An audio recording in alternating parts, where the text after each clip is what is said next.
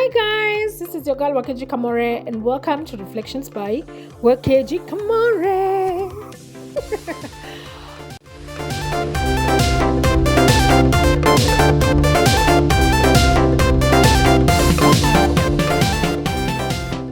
Oh my goodness guys, thank you so much for tuning in. Thank you so much for following through this story. Today we are going to be reading or rather to be covering 2 Kings chapter 9, and we are going to be doing the second part of this. The second part of this is going to come from verse 14 all the way to verse 37. So kindly pause and read for yourself 2 Kings chapter 9 verse 14 all the way to verse 37, and then you can come back and listen to the story. If you're here for the very first time, please subscribe, please hit the notification bell so that you don't miss any recording that I put up, and also just share this with someone else. Okay, I hope you guys have paused, have read for yourself, and you're ready for the story. So yesterday we left at the place where Jehu had been appointed to be king, and he'd been given his deliverables. His deliverables were go and destroy Ahab's descendants, who are what? All the sons, all the free people that are, descendants, all the slaves. Kill everybody who is a descendant of Ahab or who is a property, quote unquote, like slaves of Ahab. So Jehu amekuwa appointed na amepewa deliverables. So he's like, let me tell you, this guy was like a bloodthirsty human. So he doesn't chelewa to do what he's been told to do. So at this point remember again, there's Judah and then there's Israel. So at this point, the king of Judah is called King. I don't know why every time I'm thinking about these names, I get lost. Okay, so the king of where is who now? So the king of Israel is King Joram. And then the king of Judah at this point is King Ahaziah. Ahaziah was not a son of Ahab, but he had married the daughter of Ahab. Was it? Let me check. You guys, ngojeni tu hivyo nisi kwa nawaambia vitu zangu. No. He hadn't. Sorry, guys. He hadn't married. This guy had not married the daughter of He hadn't married the daughter of Ahab, but his father Jehoram, had married the daughter of Ahab. Anyway, so tuwezi sema yeye ni descendant wa Ahab really. Well, a little bit, but descendants wanacountiwa from the side of the dad. So really, we can't quite say he's a descendant of Ahab. But at this specific point, King Joram was unwell. He was wounded. So he was, ako tu home, ametulia tu hana neno. And then this king Ahaziah of Judah had come to visit him. So these two kings were in the same place, and then there's Jehu over there. So the place that they were at is called Jezreel. And then there is, Jehu, who had been anointed to be king at Ramoth Gilead. And now Jehu had told people at the Ramoth Gilead, don't let, now see, he's already been proclaimed king, or he's anointed king, and he's proclaimed himself king. People have proclaimed him king. And so now he's giving orders. So he's told the army at Ramoth Gilead to make sure that they lock up the place so that nobody goes to Jezreel, because he was headed to Jezreel. He was headed to Jezreel where King Joram was, and King Ahaziah had come to visit King Joram. Na sasa ameenda kuwamaliza, ameenda kuwamurder. He has gone to murder these two people. So he goes, he's riding over there. As a matter of fact, the Bible says that he was riding like a madman. Like, this guy was intense. He was intense for sure. So he's riding to Jezreel, and of course King Joram sees him, or rather there's, of course from the watchtower they can see that there's a guy riding like a madman. He sends out the first horseman to go and meet Jehu and ask him, okay, are you guys coming in peace? And then Jehu says, what do you know about peace? Fall in behind me. Then he's just to go riding. The second watchman is sent, rather the second, messenger watchman is sent.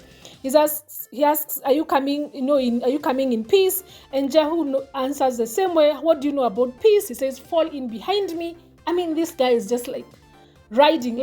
I don't know whether you guys have watched those movies for like the ones that have horses. My goodness.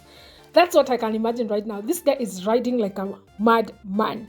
So, of course, when Joram is like, okay, this guy doesn't seem to be stopping. We are sending horsemen to him.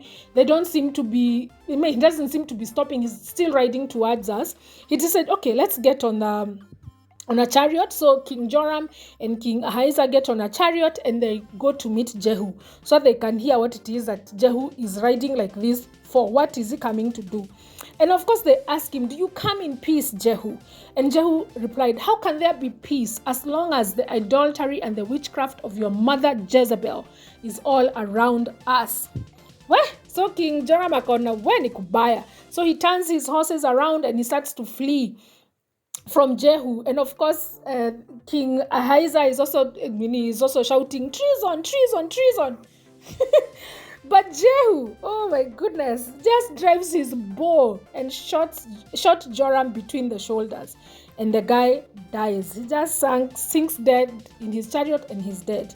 Of course, now King Ahab, this king wasn't even supposed to be killed. It's a king in the wrong place at the wrong time. Or the right, I don't know whether it's the right place at the wrong time, but he's here at the wrong time. Yeah, alikuja kutembelea huyu Joram on the day that Joram was coming to be killed. And because this guy, Jehu, doesn't want any word to get out. Remember, he had told people at Rehoboth Gilead to stay locked so that nobody comes to Jezreel to see what he's going to do in Jezreel. So there's no way he's going to let this king escape. This king of Judah, huyo mwenye anaitwa Ahaziah. So even him, he's killed. Was in the wrong place at the wrong time. Unfortunately, now he's dead. All right. So he kills, and we were told that guy Ahaziah had only been king for about like 11 years. And so now there are two kings dead. All right. So he heads to where the Queen Mother Jezebel herself is at. So he's riding, he's going to where Queen Jezebel is. And when Queen Jezebel knows, or rather heard, that Jehu had come to Jezreel, or was coming to, I don't know, he clearly was not a peace mission. The thing that shocks me is what she did. Let me read for you guys. This is verse 30. It says, when Jezebel, the queen mother, heard that Jehu had come to Jezreel, she painted her eyelids and fixed her hair and sat at a window. Sasa mimi ndio nashangaa, what were the intentions of this mama? This queen mother probably had intended to seduce Jehu, who knows? But the first thing she thinks about is to paint her eyelids and to fix her hair and sit somewhere at the window. These two nyumbas of this Old Testament just seem just like you can really just romanticize it. Now I'm just imagining Queen Mother is just sitting there with her eyelids and her eyelashes and her hair fixed, and she's just sitting over there, probably wanting to seduce Jehu. But Jehu comes, he entered the gates of the palace and he shouts, and of course she's shouting to him, have you come in peace, you murderer? And then of course Jehu looked and saw her at the window and shouted, who is on my side? And of course 2 or 3 of the eunuchs, they looked at him and they realized, okay, this is a time, this guy doesn't mean well. And probably they told themselves, if we don't support this guy, he's going to kill us. So what did they do? These 2 eunuchs threw Jezebel down to the uko downstairs. So remember, she's sitting somewhere at the window and it's kind of upstairs. So she's thrown down. And of course, she dies. Her blood splatters against the wall and on the horses. And Jehu trampled over her body with his horse's hooves. And that is how Jezebel dies. And of course, they went in to eat and to drink because, really, Jehu had killed 2 kings in this day and a queen mother. But when they were drinking, he was like, okay, someone go and bury her because she's still the daughter of a king. She's still, she's still the wife of a king. Someone needs to go and bury her. But when they went out to bury her, they found only her skull, her feet, and her hands. When they returned to tell Jehu, he stated, this fulfills the message from the Lord, which he spoke through his servant Elijah from Shebe. At the plot of land in Jezreel, dogs will eat Jezebel's body. Her remains will scatter like dung on the plot of the land in Jezreel. so that no one will be able to recognize her. Please note that this place where Jezebel has died on is a plot that she killed Naboth for. And God had said, umeua Naboth ndio upate hiyo plot. On that plot you will die and your body will be eaten by dogs. You will have nothing to be buried because your whole body is going to be eaten by dogs. And that is exactly what happens. The only thing that is found is a skull, not a head, skull. Skull, hands, and feet. That is the only thing that was found of her. Everything else had been eaten by dogs. Well, hey. I don't even know what to make of this chapter. But one of the things that I realized in this chapter is that God anoints those that he chooses. You see, the thing is, Jehu was anointed for the sake of, or rather as an instrument of judgment for Ahab and his whole family and the things that Ahab and Jezebel had done.